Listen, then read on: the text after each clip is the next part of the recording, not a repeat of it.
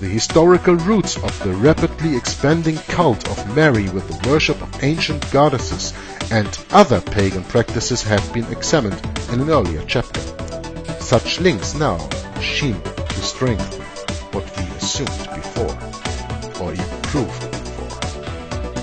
The New Age movement is undoubtedly advancing on many fronts, not least in the Church, which will not endure sound doctrine, having itching ears. Many Christians have drunk deep draughts of New Age potions.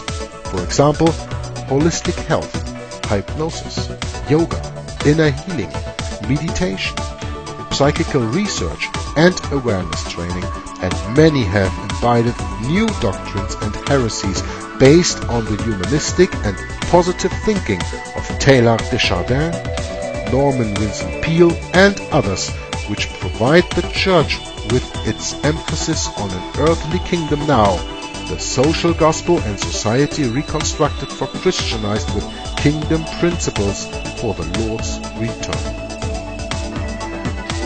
Restorationist leader Bryn Jones, writing in the beginning of 1991, promised his followers that, quote, "By the power of His Spirit, we will bring all that is against God and man beneath Christ's authority. God's Church will be the most influential body of people on earth in the final period of this age." Unquote. This is indeed a prophetic word, but it is fulfilled in Scripture only by the Apostate Church of the Book of Revelation.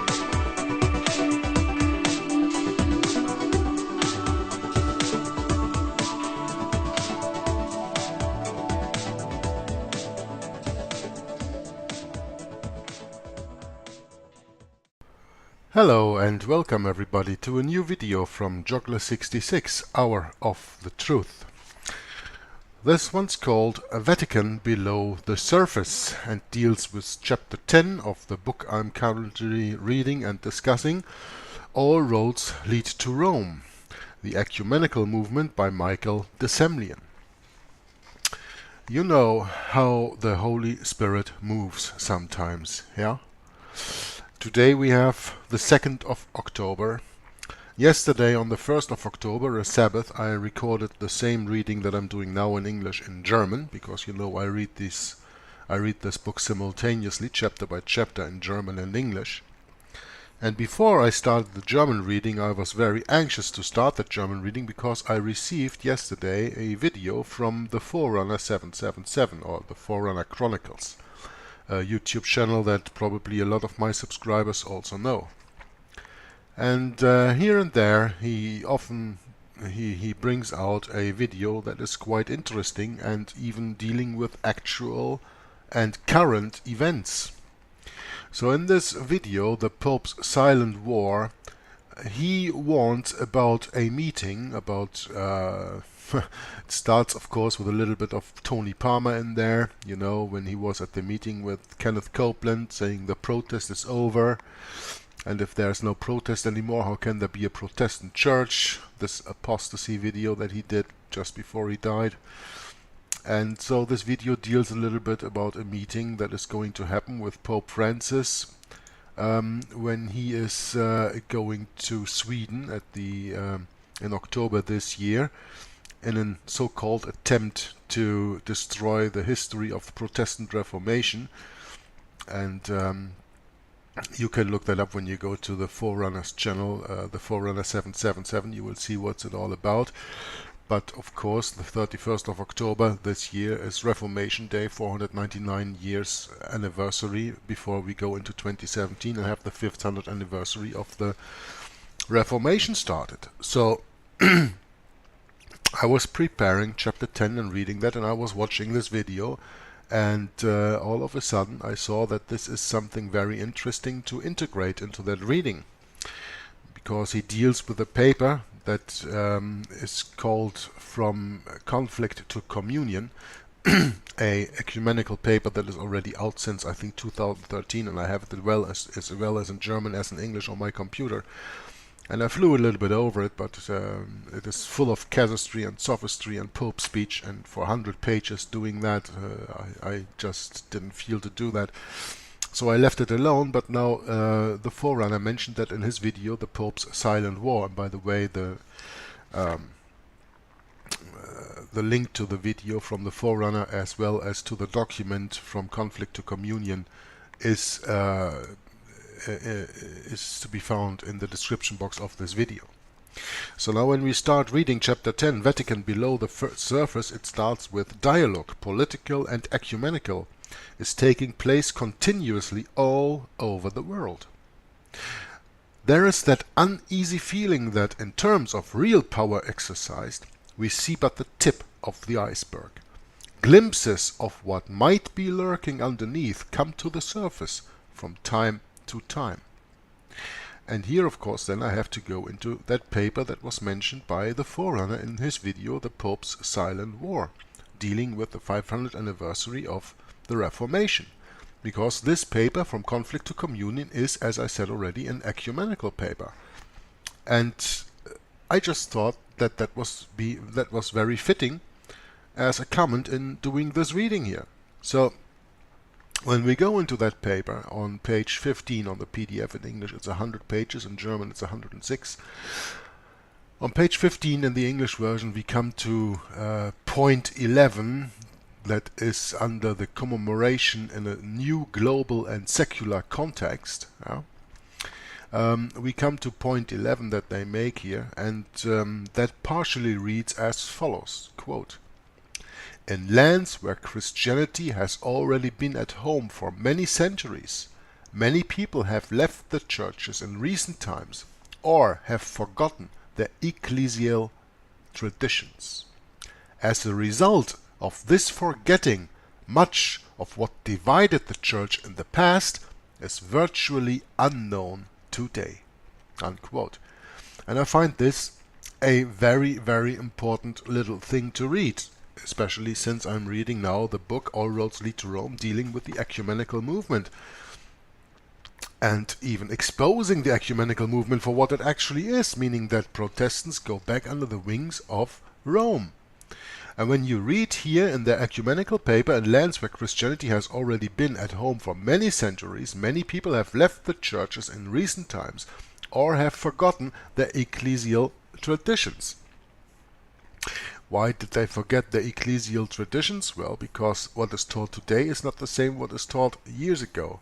And maybe even some people have woken up to the deception the Roman Catholic Church plays. But as a result of this forgetting, the article continues, much of what divided the church in the past is virtually unknown today. Well, and that is a very important point. Much what divided the church in the past is virtually unknown today. That is because the difference between real Protestantism and Roman Catholicism is not taught anymore, because all the pastors are teaching futurism.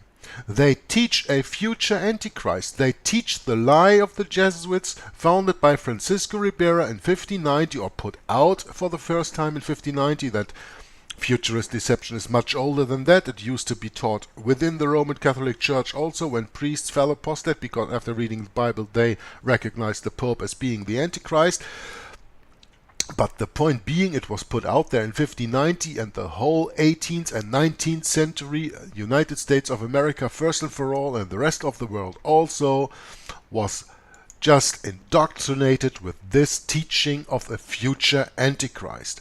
As a result of this forgetting, much of what divided the church in the past is virtually unknown today. So when we do not know anymore what divided the church in the beginning, and with the church I mean the Protestant denominations on the one hand and the Roman Catholic Church on the other hand, when we don't know what divided them anymore, then why is there division? Well, then we can do, like Tony Palmer said, forget the protest and come back under the wings of Rome.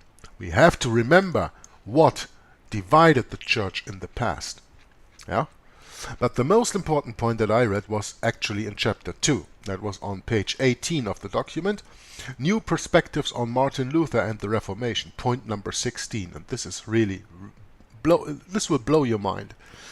The casuistry and sophistry in this little sentence here is the one that I thought, that is why I have to read this to you while reading All Roads Lead to Rome here. Quote, "What happened in the past cannot be changed, but what is remembered of the past and how it is remembered can, with the passage of time, indeed change. Remembrance makes the past present. While the past itself is unalterable, the presence of the past in the present is alterable. In view of 2017, 500 years Reformation, the point is not to tell a different story, but to tell that story differently." Unquote. So I hope that you understood this casuistry and sophistry in this paper.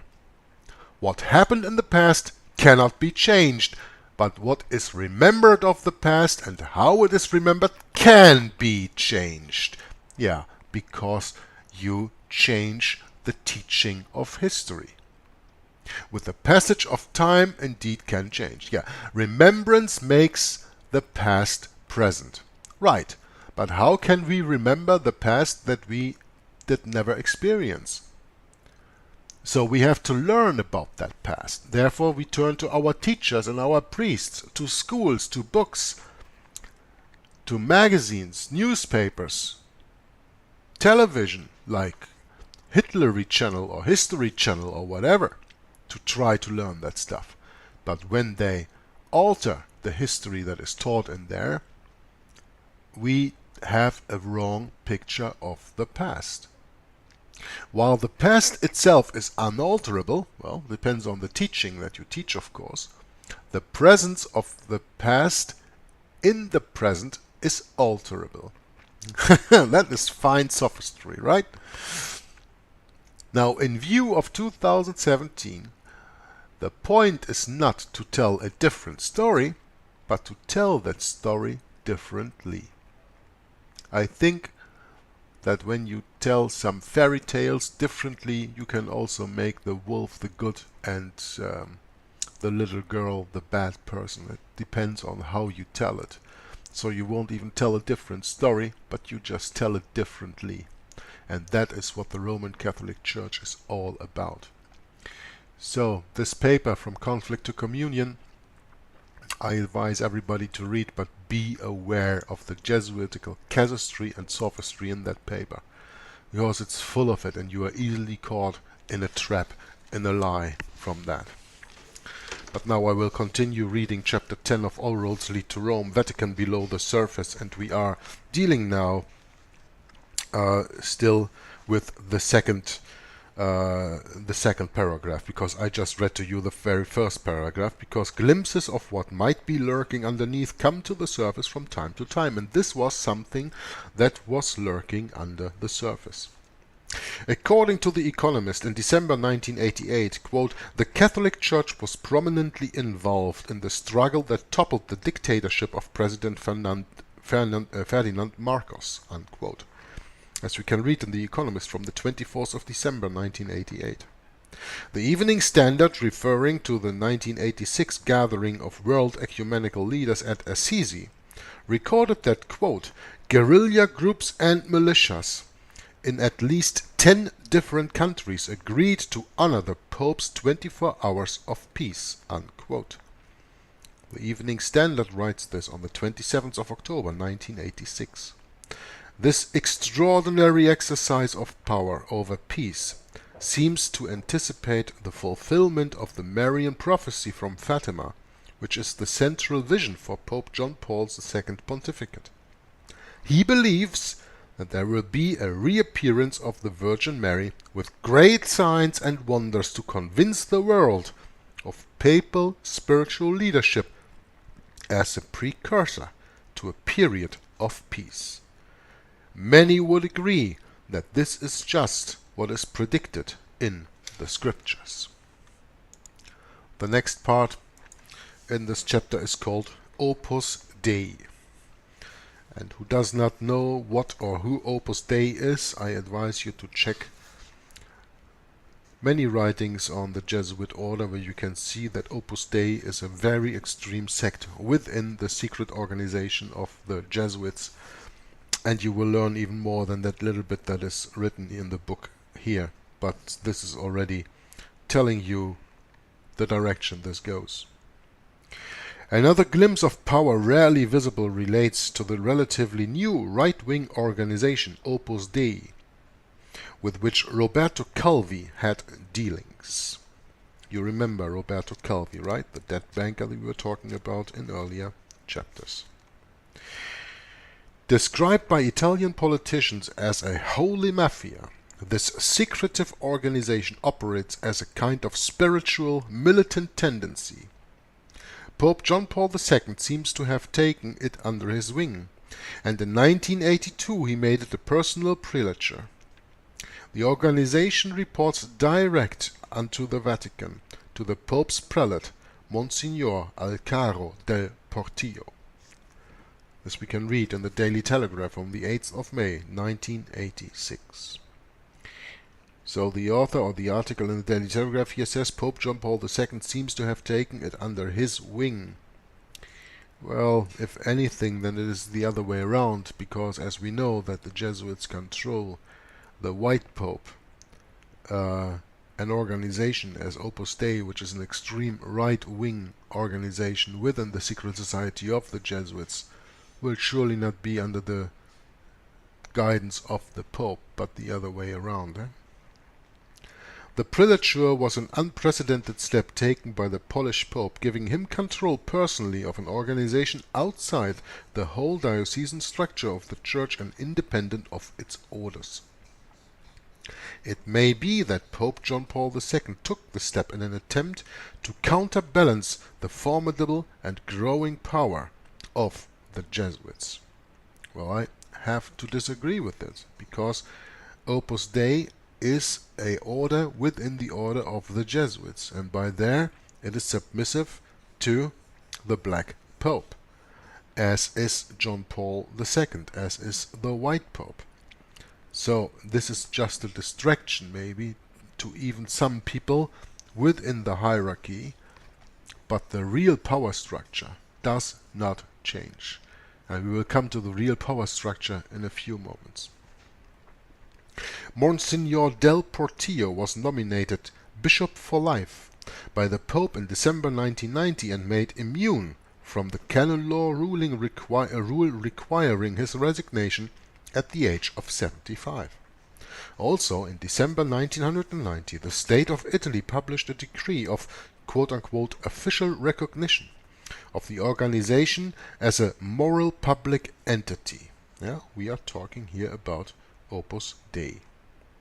The timing of the declaration was described on both sides of the Tiber as coincidental. Yeah, my eye. And came 5 years after the Italian Parliament opened an inquiry into Opus Dei. Coincidental. As if there was anything ever coincidental concerning the Jesuit order. An offshoot of the Jesuits, founded in 1928, Opus Dei has been described as a quasi-diocese, covering the entire world and not defined by territory. It claims a membership of 75,000 in 80 countries and 1,400 priests, as we can read in the Catholic magazine The Universe from the 16th of December 1990. Articles have appeared in the press expressing the deep concern of parents whose sons have been recruited by Opus Dei and entirely lost to their families, apparently becoming entirely different personalities. Yes, apparently becoming entirely different personalities. That is because that this secret society called Opus Dei, which is part of the Jesuit order, uses of course the same training devices as the Jesuit order does. And thereto, as you probably know, belong the spiritual exercises of Ignatius Loyola. And spiritual exercises is actually just a fancy word for brainwashing. It's nothing else than that. And it will totally change your personality. Yeah, but you know, when you know the oaths of the Jesuits, then you know that they are acting perende ac cadaver, means they act like they have no meaning, no opinion, no conscience of their own. They give that entirely up to the Society of Jesus and their superiors. So of course this changes people when they go into into being recruited by Opus Dei, as the parents say here, and apparently becoming entirely different personalities. Of course, the old person dies, and the new person that is born doesn't resemble in any way the person that you've known before. And this is not only for Opus Dei the case, this is also for Jesuits the case. But of course, most and for all, Jesuits are chosen because they don't have any family or anything. They are living alone and nobody notices the changes anyway. The degree of secrecy that is involved comes across as sinister. That's the least you can say about that. An excerpt from Sydney Morning Herald feature on this powerful and highly favored organization helps us to see why this is so. Quote, "Numinaries are expected not only to take 3 monastic vows of chastity and obedience. This includes 1 session of self-flagellation a week, with a variation with that cat o' nine tails, and the wearing of 2 hours a day of the cilice, a metal chain with links turned inward, held in place by a thong. This is worn about the upper thigh, so that it and the injuries it causes are not seen. The minimum recruiting age is 14 and a half. The founder, Monsignor Escriva, said he received all this, how to found this organization. He received all this direct from God by a vision. Well, let me ask you something as a Bible-believing Christian. What God is that who tells you to self-flagellate you at least once a week with a variation of the cat o' nine tails? And wearing 2 hours a day the cilice, which is a metal chain with links turned inward, held in place by a thong, to wear upon the upper thigh, so that it and the injuries itself cannot be seen. Do you know that 2 of the judges of the United States Supreme Court today are members of Opus Dei, and they self-flagellate themselves like that every day? Where does God, the God of the Bible, ever ask of people to do such atrocities to themselves? We are the living temple where the Holy Spirit resides in, right? Are we to treat the temple in that way? Are we to self-flagellize, and are we to injure our body and torture our body daily ourselves, which is the temple? Or are we to treat it with respect? I don't understand people who go into secret societies like these and can be told, well, all this was told to me by God in a vision to do that. I would at that moment at least seriously begin asking, what God is that told you this in a vision? Escriva's cause for sainthood has been advanced with unusual enthusiasm by the present Pope, John Paul II.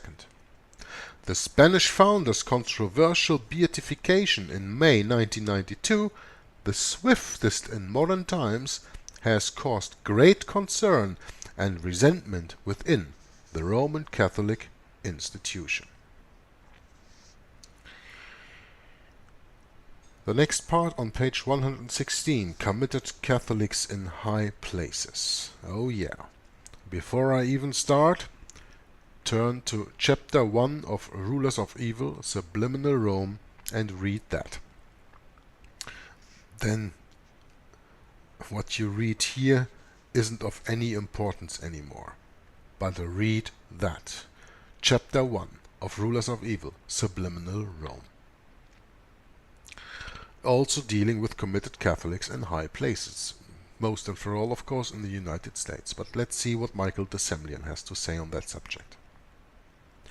The rise of Roman Catholics is disproportionately high in disproportionately high numbers to positions of ascendancy and great power, which in many spheres may be dominant, is seen by concerned Protestants as another hidden factor to be reckoned with. This is a very sensitive and invidious area, one which requires discernment and discretion and a constant guard against discrimination. Over 50% of recruits to the United States military academies are now Roman Catholic, according to 1988 figures released by the Catholic Chaplain Recruitment Vicar for the military services.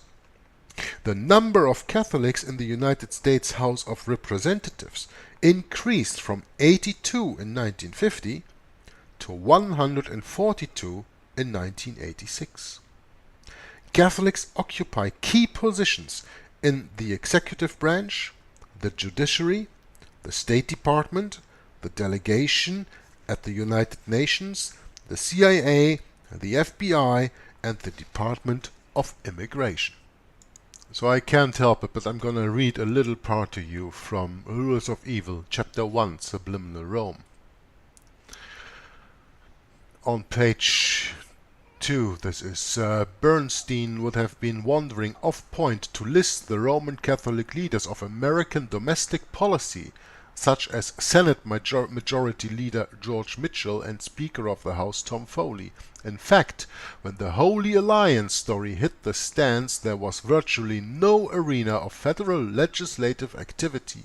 According to the 1992 World Almanac of U.S. Politics, that was not directly controlled by a Roman Catholic senator or representative. The committees and subcommittees of the United States Senate and House of Representatives governing commerce, communications and telecommunications, energy, medicine, health, education and welfare, human services, consumer protection, finance and financial institutions, transportation, labor and unemployment, hazardous materials, taxation, bank regulation, currency and monetary policy, oversight of the Federal Reserve System, which is a private company, as you know, commodity prices, rents services, small business administration, urban affairs, European affairs, Near Eastern and South Asian affairs, terrorism, narcotics, international communications, international economic trade, oceans, environmental policy, insurance, housing, community development,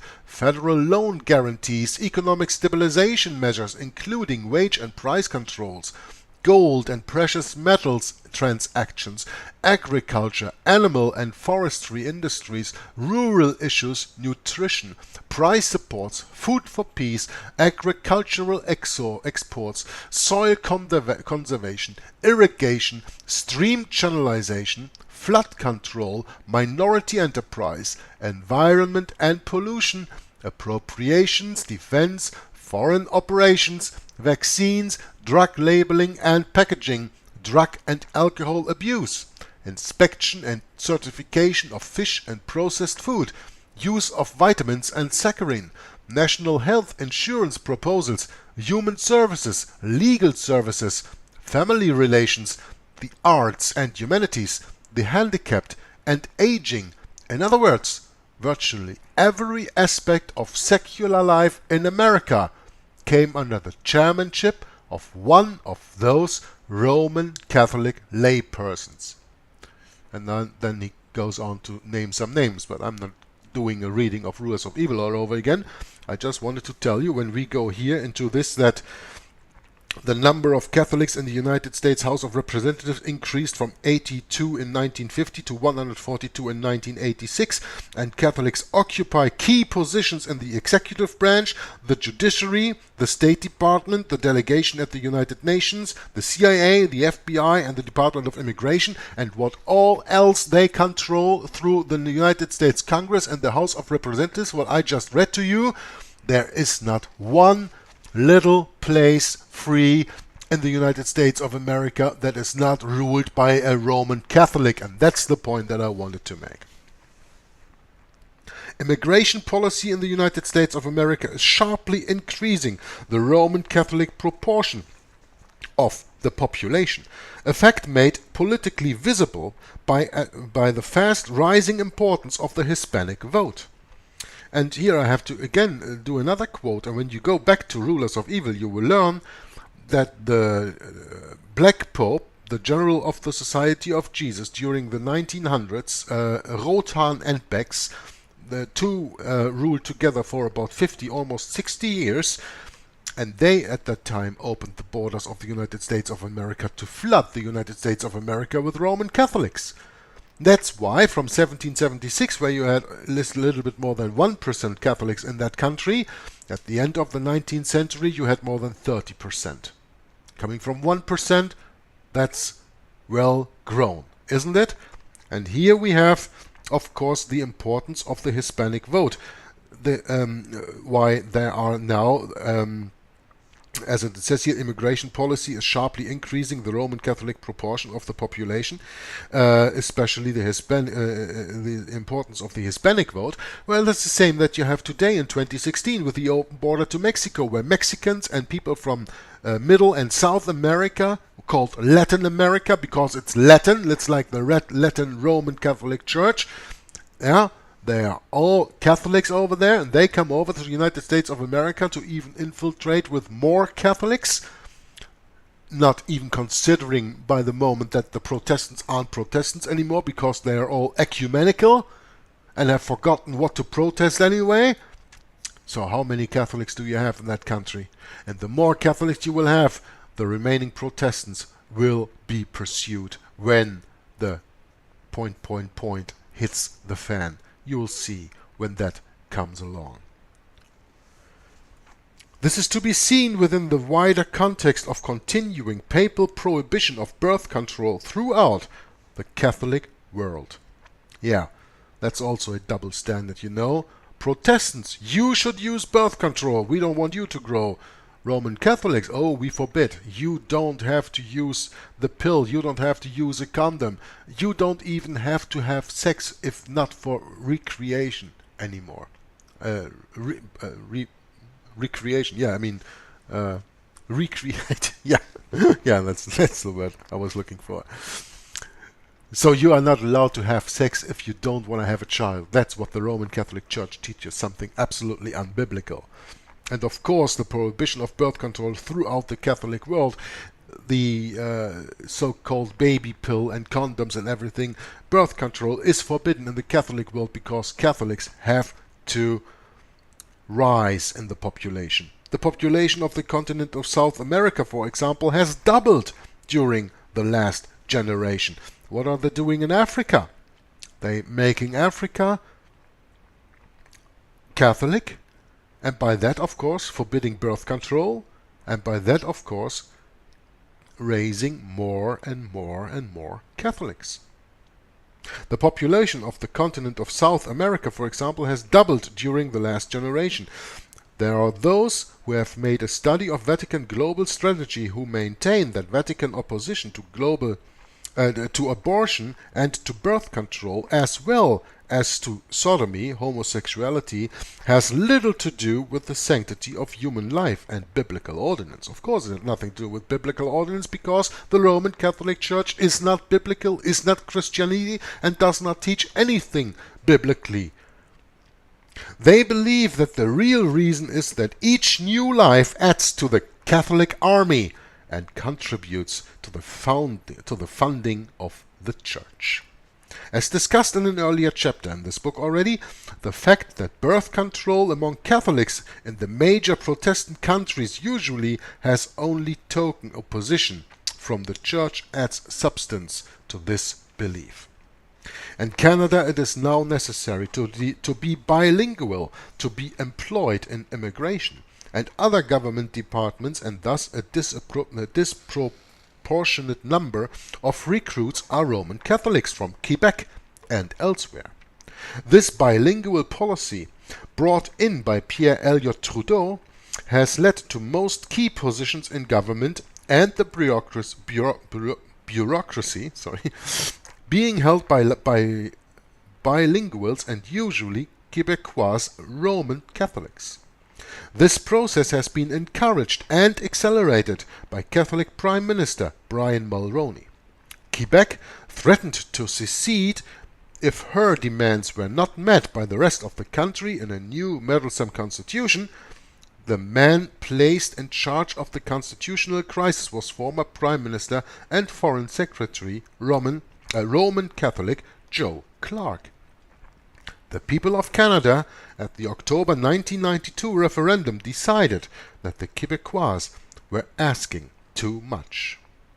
Leadership of the Old Dominion Commonwealth countries by serious Roman Catholics is not confined to Canada. New Zealand Prime Minister James Bolger is devout in his faith and presumably in his loyalty to the Supreme Pontiff. Australian Prime Minister Paul Keating is also Roman Catholic. So, committed Catholics in high places. And again, I repeat, read Chapter 1 of Rulers of Evil, Subliminal Rome. And check the sources for yourself, and you will see that every word I read and commented here is the truth. Now we come to espionage and shielding of war criminals. In the book The Vatican Papers, published in 1982, Nino Lobello claims that, quote, the Vatican has the most efficient and widespread spy network in the whole world, outclassing even the Russian KGB, unquote. He states that this group of espionage agents came to be known by the popes as Sodalitium Pianum, and more widely as God's Underground, and it may include any priest, nun, and monk everywhere on earth. He argues that among this faithful army of more than 2.5 million people, there are many full-time trained agents. Quote, what do agents do but infiltrate other organizations? And what organizations would Catholic spies infiltrate if not other churches, especially true churches of Jesus Christ? Unquote. You want to learn more about that policy? Look up Alberto Rivera, a former Jesuit priest who was specially educated to infiltrate real Bible-believing, Christ-following churches, Protestant churches that were existent at that time, and even home churches, to destroy them. Another Catholic expert, Avro Manhattan, who wrote a lot of wonderful, informative books on the subject of the Vatican, who died in November 1990, supports Lobello's definition. Quote, it's no exaggeration to say that the Secretariat of the State of the Vatican has in every devout Catholic access to a potential source of news, and in every intelligent priest a trained informer. Whatever is judged useful from a village or parish is imparted to the local hierarchy, whence it is passed to the bishop, who, in turn, takes it to the Vatican. When to this is added the sundry information collected by the numerous semi-religious institutions operating in Christian and non-Christian countries, through Catholic laymen who are organized into societies or into political parties in close touch with and often under the direction of priests, as well as the information gathered through the usual diplomatic channels, it then becomes evident that the Secretariat of the State of the Vatican is one of the best informed news agencies in the world, if not the best. Unquote. Read The Dower and the Vatican by Avro Manhattan, published 1988. Other Vatican observers draw attention to the moles buried deep within the espionage networks of the CIA, the KGB, the MI5 and other secret services throughout the world, whose ultimate allegiance may well be determined by a secret oath of loyalty to the papal system. It seems likely that Mossad, the Israeli intelligence service, widely regarded as dollar for dollar far and away the most effective, is the least penetrated in this way. And here I have to say the author, Michael de Semlyen, errs.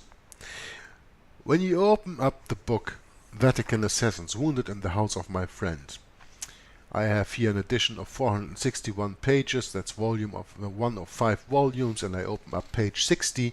I have a little hierarchy that starts the world system in 1963. Of course, on top is Satan, the god of this world, as we can read in 2 Corinthians chapter 4, verse 4. Beneath Satan in this world, then we find at the time the Jesuit General Jean-Baptiste Janssens, and beneath him, of course, is Giovanni Battista Montini, the so-called infallible and Masonic Pope Paul VI. Under him we have in the hierarchy Francis Cardinal Spellman, Archbishop of New York, Knight of Columbus, American U.S. military vicar, and, of course, a Knight of Malta. Beneath him we find J. Peter Grace Jr., which is very interesting because we will come to him later in this book again, so remember the name. J. Peter Grace Jr., member of the Council on Foreign Relations, head of the American branch of the Knights of Malta, head W.R. Grace & Co., sponsored Operation Paperclip, where they got all the German Nazi criminals into the United States of America, and of course working also for the military-industrial complex. Beneath him we have John A. McCone, who's a Knight of Malta working for the military-industrial complex and is director at that moment from the CIA, the Central Intelligence Agency. Beneath him, and now it comes interesting, and this is why I refute what Michael de Semlyen wrote about the Mossad in this book here, comes James Jesus Angleton, who is a Knight of Malta, OSS officer in Rome, NKVD and KGB agent, chief counterintelligence of the CIA, manned the Vatican desk in the CIA, manned the Israeli desk in the CIA, and blamed Castro and Oswald. And right next to him are two persons. The one is Kim Philby, who I don't even go into that right now, that's not that interesting, but the other one is very interesting, and that is Reinhard Gehlen, a German Knight of Malta, a general in the Knight of Malta organization, Nazi intelligence working, because he was the general under Hitler responsible for the counterintelligence in Russia at that time. Yeah? And he builds the CIA together in the time with Wild Bill Donovan, another Knight of Malta, and Reinhard Gehlen then went to train Israel's Mossad. So when Israel's Mossad was trained by a Knight of Malta, Reinhard Gehlen, who together with Wild Bill Donovan erected the CIA out of the OSS, are you gonna tell me that, as the author states here, that the Mossad is the least penetrated in this way? No. They are all penetrated in that way. And all these intelligence agencies all over the world work together. And all their combinations come together in one place in this world. And that is, as the author correctly writes here, in the Secretariat of State of the Vatican. There all roads lead to, from all the secret and the intelligence agencies. They all come together in the Secretariat of State. And that, of course, is Jesuit controlled. And the Jesuits are on top of all intelligence agency all over the world. And on the top they know they play together. But of course, the poor people in the street have no idea. Anyway, continuing in the book on page 118. Papal links with the CIA have been strong since the agency superseded the OSS, Office of Strategic Services, after World War II. For example, the Knights of Malta, otherwise known as the Sovereign Military Order of Malta, or short SMOM, which acts and is recognized as a government in itself. Get that? It is recognized as a government in itself. It doesn't have a country, doesn't have people, but it has a government in itself and is internationally recognized by that, even by the United Nations, has clear bonds with the CIA. In 1948, the order, which is totally loyal to the Pope, issued one of its most prestigious awards of honor, the Gran Croce al Merito Complacha, to General Richard Gehlen. Haha, whom was I just talking about? Head of Adolf Hitler's anti-Soviet spy network. After the war, Gehlen was hired by the CIA along with other Nazi war criminals. The former head of the Knights of Malta in the USA, J. Peter Grace, who we were just talking about, head of the CFR, American branch of and head of the American branch of the Knights of Malta, the industrialist, was personally involved in getting Nazis out of Europe and into America and helping to reduce their prison sentences, as well as employing them in the giant family organization. 2 CIA directors have been Knights of Malta. No. 2016, where we are today, 1 or 2 maybe have not been, and all the others have been Knights of Malta. Even George H. Bush, the father of George W. Bush, when he was CIA director, he is a Knight of Malta. So the author says 2 CIA directors have been Knights of Malta. No. Many more. Every CIA director, according to, as far as I know, have been a Knight of Malta. But he goes on to say, namely, John and William Casey. And with that, even he forgets the founder, Wild Bill Donovan, who was a Knight of Malta. And George Rocker, Deputy Chief of Counterintelligence, also held membership, according to writer Kathleen Hayes. Quote, more than adequate information exists to link the Sovereign Military Order of Malta, the ultra-right wing, the Vatican, and the CIA to the Iran-Contra affair. Behind what was made to appear as an anti-communist effort in Central America was another plot. Evidence from the hearings clearly indicated that a shadowy government within the United States government was in operation. Exactly what it was attempting to accomplish remains murky. Unquote. We can read that in Knights of Malta Comprise a Shadowy Society from Kathleen R. Hayes, published 1987. Oliver North's attorney for the Iran-Contra hearings, Brendan Sullivan, is a Knight of Malta, as is his firm's prestigious proprietor, Bennett Williams, Knight of Malta. The involvement of the Vatican and the Jesuits in Nicaraguan politics is referred to elsewhere in this book. The Times reported in 1987 that former Gestapo chief Klaus Barbie's principal collaborators in German-occupied France, Paul Touvier, was shielded by the Church and the Catholic hierarchy of Lyon, and in his deal with the Vatican had handed over all the militia money from the looting of Jewish homes and properties, as we can read in the Times from the 18th of May 1987. Klaus Barbie. It is instructive to note that before his arrest, Barbie, who had been recruited by the CIA after the war, was heavily involved in arms deals as well as in Bolivian politics with Lucio Gelli, Grand Master and other members of the Masonic Lodge Propaganda Due, P2, as we can read in David Yellop's In God's Name. Very interesting footnote here that we go back to Lucio Gelli, whom I already mentioned a few chapters before, and his Propaganda Due, Masonic Italian Lodge. The Daily Mail recalled that Touvier, going back to the Touvier-Barbie connection here, was twice sentenced to death for war crimes, even though he can only die once. But listen, this is getting interesting. First, in 1945, when he disappeared under church protection, and then in 1947. So twice sentenced to death. Under the French Statute of Limitations, these sentences expired in 1967, and 5 years later, after intensive church lobbying, President Pompidou pardoned him.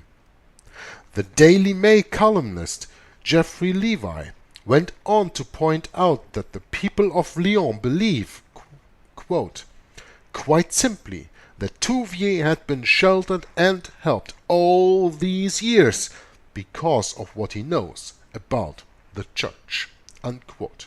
We can read that in the Daily Mail, 14th of July, 1989.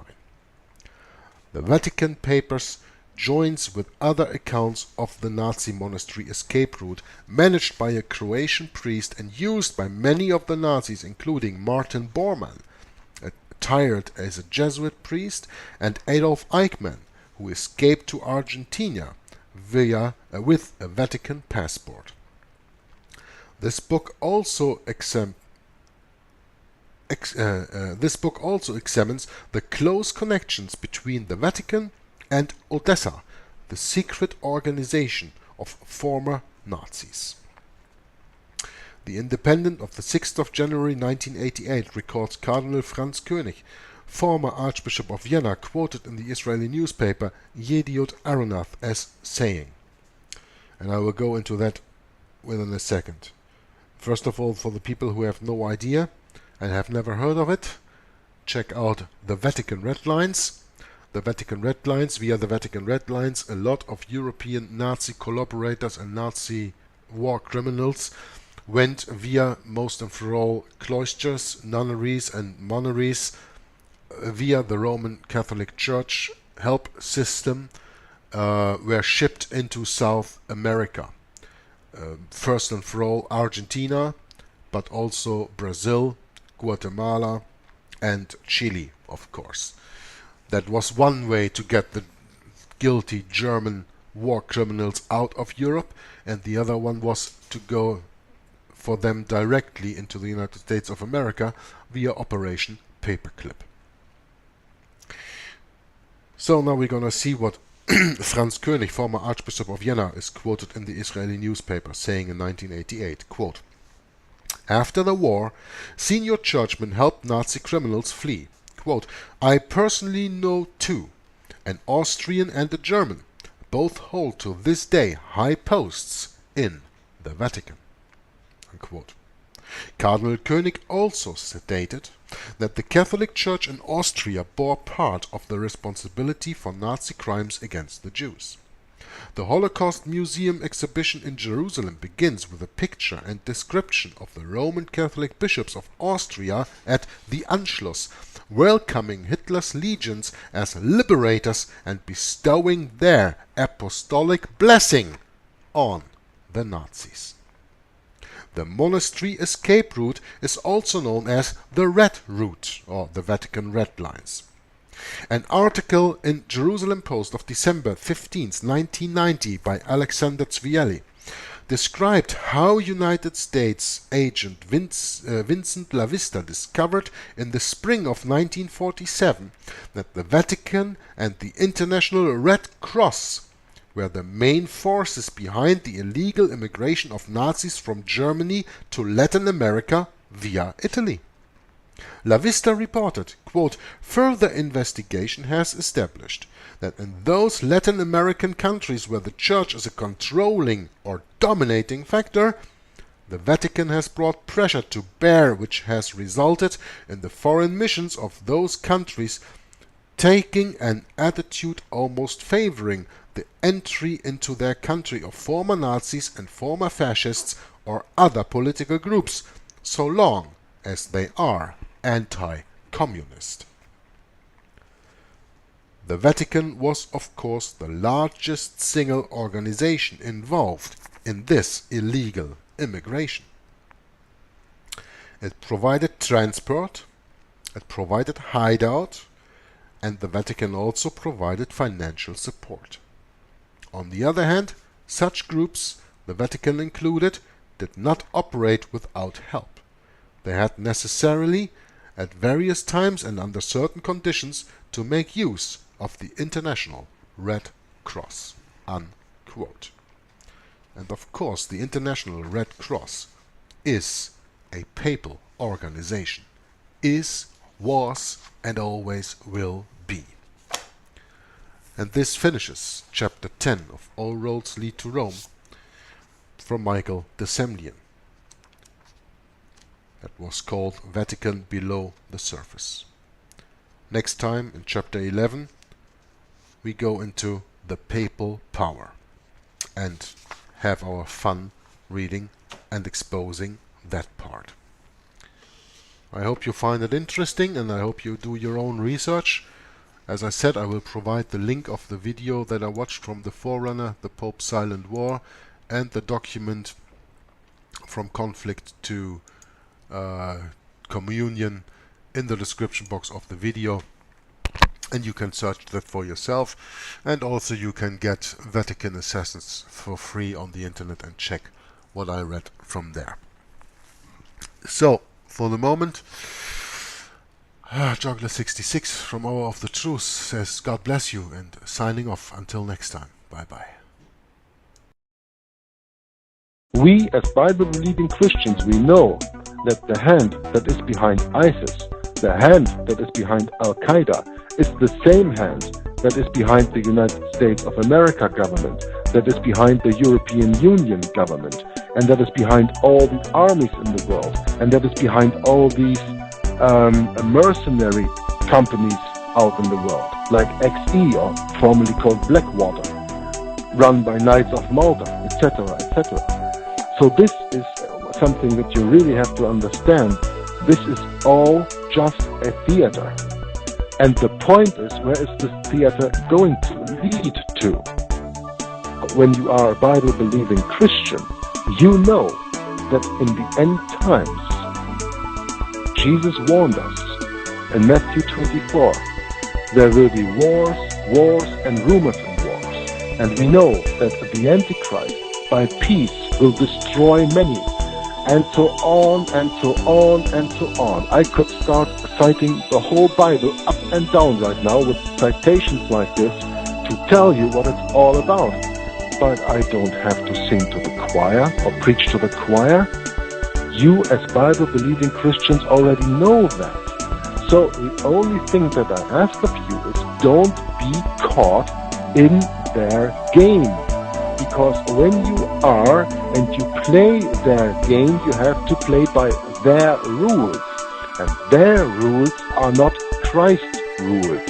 So the only thing that I can advise you of is, okay, take that information in, what happens about there, pray for the people that these victims are being taken good care of, and that they are just deceived people, that they maybe have a chance.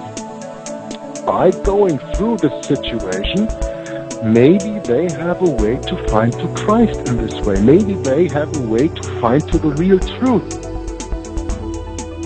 I mean, these people are Muslims and coming from Muslim countries and coming to so-called, quote-unquote, Christian countries. Of course, the Roman Catholic Church is not Christian. Of course, the Protestant churches today don't preach any protest anymore. All right, I know that. But still, here and there, it is possible that a grain falls on the ground that can fall on fruitful ground, even with these refugees and the whole situation that is coming up. And that is the hope that we should have as Bible-believing Christians, and that is the prayer that we should use every day when we address our Lord, to pray for our enemies as we pray for our friends. Because Jesus said, love your enemies and love your neighbor.